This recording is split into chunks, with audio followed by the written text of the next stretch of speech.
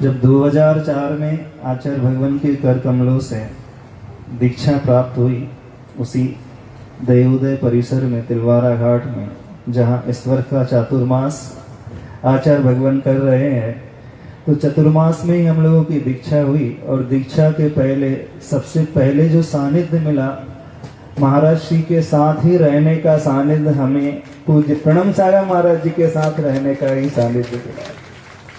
आचार्य भगवान ने तो हमें दीक्षा दी है, शिक्षा दी है, लेकिन पूज्य मुनि श्री प्रणम सागर महाराज जी से हमने बहुत कुछ सीखा है।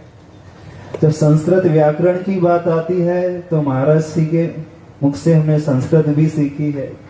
और जो मंगलाचरण हमने किया, सर्वप्रथम उस ग्रंथ का स्वाध्याय भी महाराज श्री के मुख से ही, जिन स्तुति ग्रंथ है, स्तुति विद्या ग्रंथ आचार्य समंत भद्र स्वामी जी का लिखा हुआ है, तो महाराज श्री के मुख से ही सुनने का सौभाग्य और सीखने का सौभाग्य मिला। बहुत सारे ग्रंथों को पढ़ने का सौभाग्य महाराज श्री से ही मिला। तो जैसे हमारे दीक्षा गुरु पूज्य आचार्य भगवान विद्यासागर महाराज जी हैं, तो आगम में आता है शिक्षा गुरु बहुत सारे होते हैं।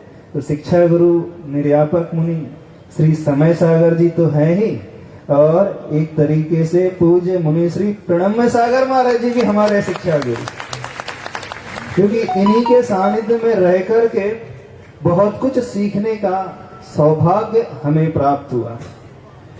2017 में जब हांसी में थे, सर्वप्रथम गुरुदेव के चरणों से बिछड़ने के पश्चात जयेश महाराज श्री प्रणम सागर जी और चंद्र सागर महाराज जी का संयोग मिला, और महाराज श्री के नेतृत्व में ही वो हांसी का पंच कल्याणक हुआ।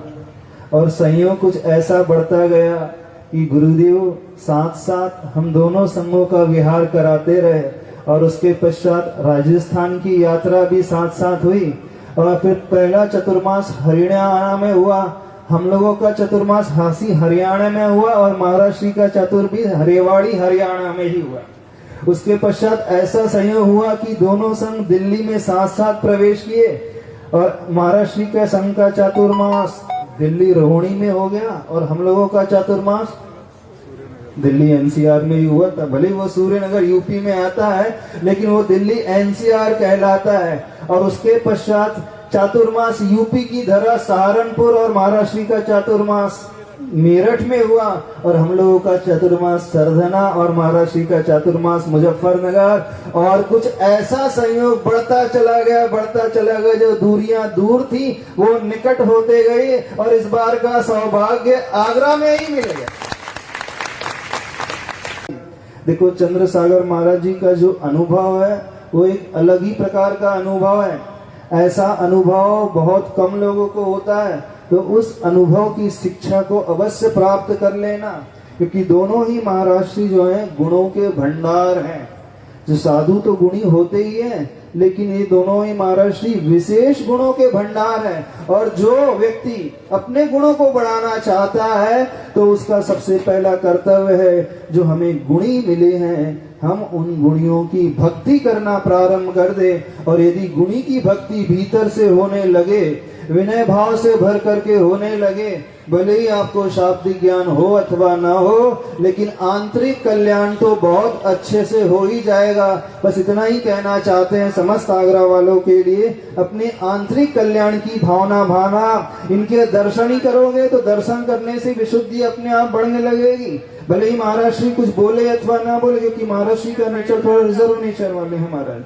महाराज जी जल्दी नहीं खुलते, लेकिन जो इनकी भक्ति करने लगेगा वो समझ जाएगा, फिर वो अंतरंग से खुल जाएंगे। तो आपको यदि कुछ पाना है तो भक्ति करना सीखना होगा, और जब भक्ति का प्रताप ऐसा होगा कि आप स्वयं चमत्कारित हो जाओगे, स्वयं देखते रह जाओगे कि हमें स्वयं नहीं पता चला, इतने जल्दी हमारा विकास हो गया। तो ऐसे ज्येष्ठ श्रेष्ठ महाराज श्री जो अभीक्षण ज्ञानोपयोगी महाराज जी माने जाते हैं, क्योंकि अभीक्षण वो ज्ञानोपयोगी वो कहलाता है जो हमेशा ज्ञान और ध्यान में लगे ही रहते हैं। तो महाराज श्री ज्ञान में भी लगे रहते हैं, और अरहम योग रूप ध्यान में भी लगे रहते हैं। और जो तपस्वी का जो लक्षण होता है, ज्ञान ध्यान तपो रक्त तपस्वी स प्रशस्यते, तो जो विशेष गुण बताए हैं ज्ञान और ध्यान, ऐसे ज्ञान और ध्यान के धनी, योग के धनी, चारित्र के धनी, वात्सल्य के धनी जूनो जेश महाराज श्री आप सभी लोगों को और हम सभी लोगों को मिल रहे हैं।